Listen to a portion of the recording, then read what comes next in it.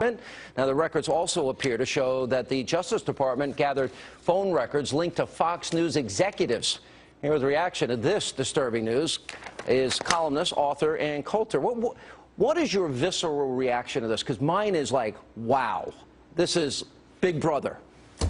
Yes, and especially in the middle of all of these other things and the targeting of the Tea Party groups and the lying about Benghazi. I mean, the whole mix of it. And my first reaction to the Rosen thing is to reflect back under the Bush administration when many of the news outlets that are not reporting the James Rosen story, the only place you can read about this on Fox News. Valerie Plame. The New York, no, bigger than that. The New York Times was actually revealing national security that would harm all Americans, including the New York Times, by the way.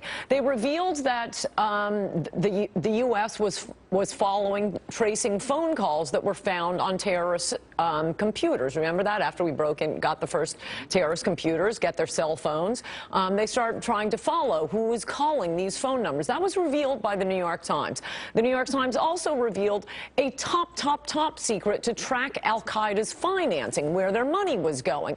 They were specifically asked, not only by Bush and Cheney, but by Democratic congressmen, please, you are going to put all of America at risk by publishing that.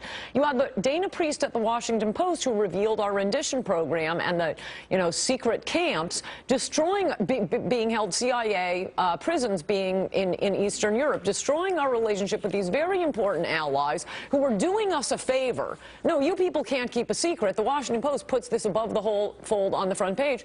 And I might add, Dana Priest won the Pulitzer Prize for putting America at risk. What exactly is the national security here? Because 2 weeks ago, when it turns out the Obama administration was tapping AP phones, at first I was totally on Eric Holder's side for the first time since he has been Attorney General, which is to say, look, if this is really national security, if this is going to put any Americans in danger, harm our national security interests, fine, then look at the phone numbers being called by AP. And then it turns out the Obama administration was tapping the AP because they didn't want to be scooped. Yeah. It had nothing to do with national security, and I don't see anything in the Rosen case that has to do with national security here. Think about this. Remember David Sanger, the New York Times, information classified, reflects well on the Obama administration when they had their Iran kill list and Obama using drone strikes, and then SEAL Team 6 details when they killed bin Laden. Remember, Bob Gates had a fit, and he screamed, "Shut the blank up," to Tom Donilon at the time. Oh, right.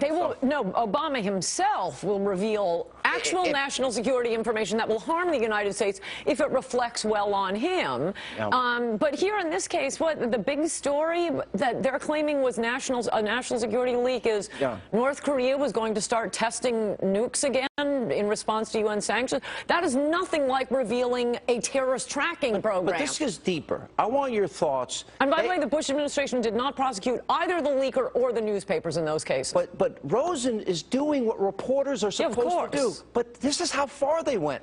Aiding, abetting, co-conspirator in an espionage case. Right. And they're tapping our bureau, our Pentagon, our State Department, and our executives. No, it's wow. From what we know now, it does sound very disturbing. Mayor Giuliani covered the First Amendment aspect of this. Yes, journalists have some extra privileges, but beyond the press privilege, you can't do this to any American unless it will harm national security. Yeah, and that is what the felony is. Where is the felony here, and why was no indictment ever brought?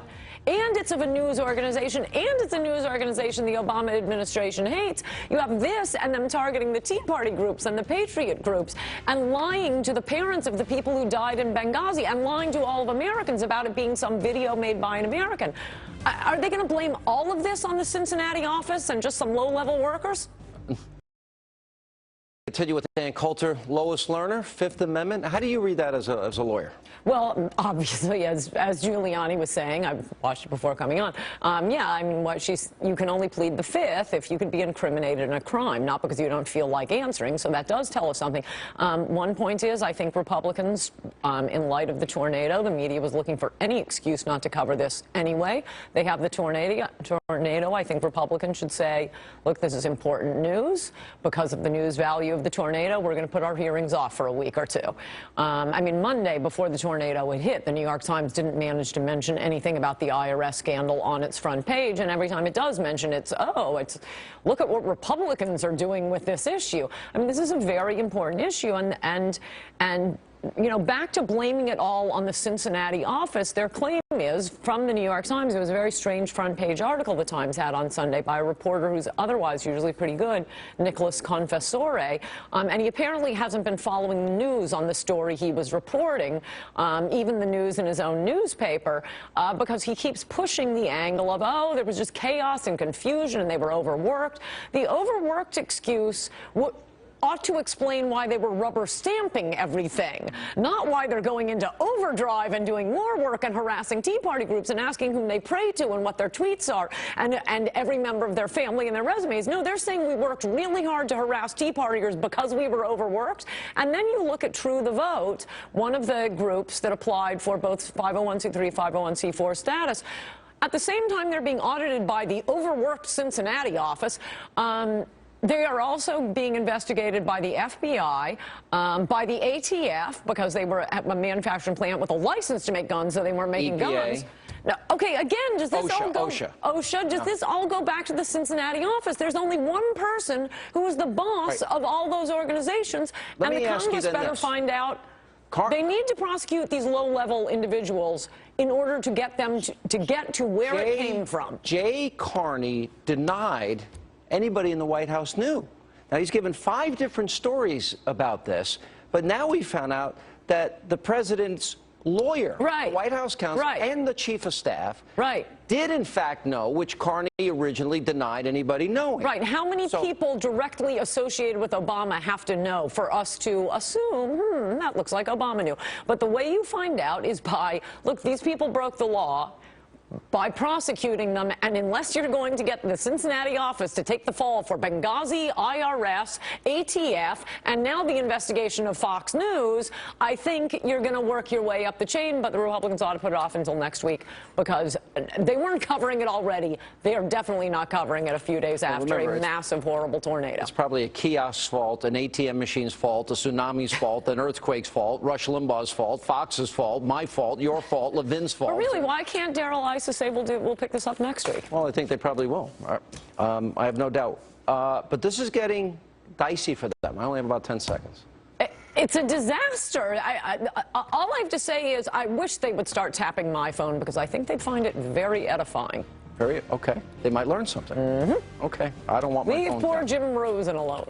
All right. They might catch us cursing occasionally. But all right.